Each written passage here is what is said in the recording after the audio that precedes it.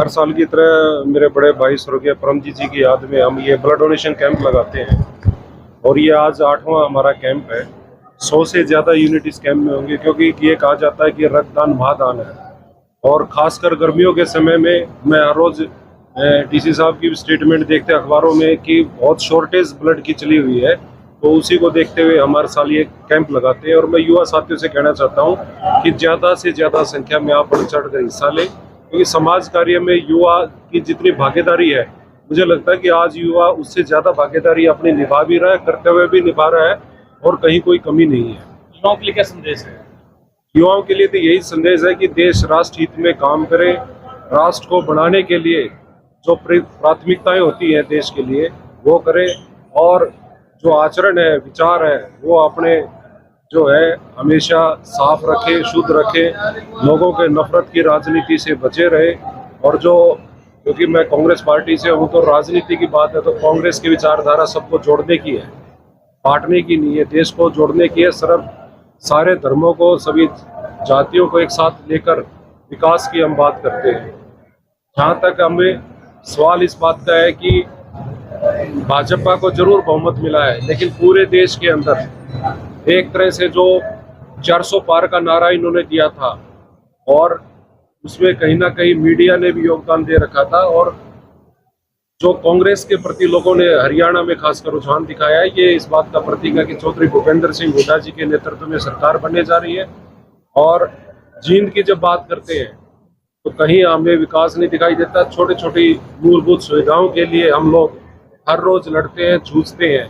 Committee में चले जाओ, आप तहसीलदार के दफ्तर में चले जाओ, हर बात के लिए आपको या तो पैसे देने पड़ते हैं, रिश्वत देनी पड़ती है, या अपने कार्य करवाने के लिए फिर 6-6 महीने उनके चक्कर काटने पड़ते हैं।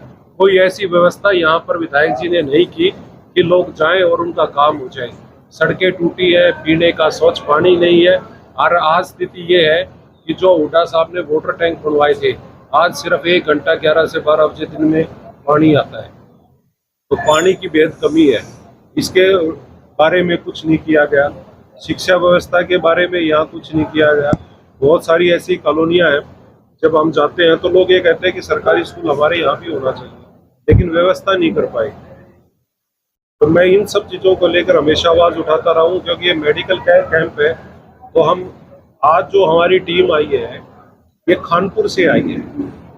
तो मैं ये सवाल करना चाहता हूँ कि जींद में यहाँ इतना बड़ा ब्लड बैंक नहीं है कि वो 100 से ज़्यादा यूनिट को उसके प्रिजर्वेशन कर सके। तो क्या ये कमी नहीं है?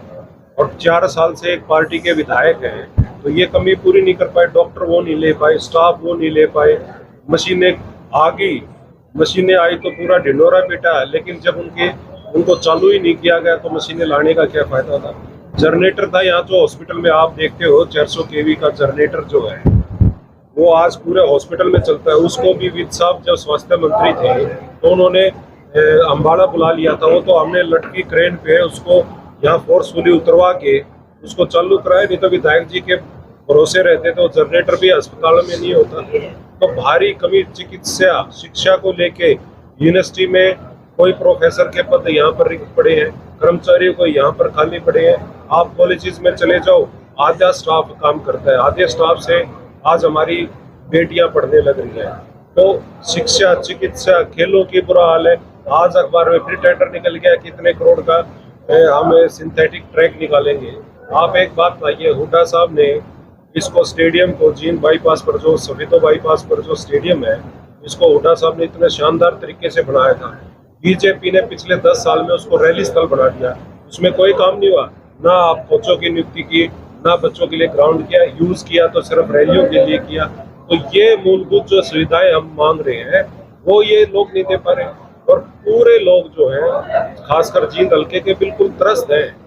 इतनी तानाशाही, भ्रष्टाचार यहाँ पर हर कोने में फैला है कि लोगों को यदि अपने जन्म मृत्यु प्रमाण पत्र भी बनवाने पड़ते हैं तो उसके लिए भी रिश्वत दी जाती है। खबर का मतलब ब्रेकिंग न्यूज नहीं, हर बहस का मतलब हंगामा नहीं। हरियाणा की सारी खबरें केवल हरियाणा बुलेटिन पर, सीधी बात, नो बकवास।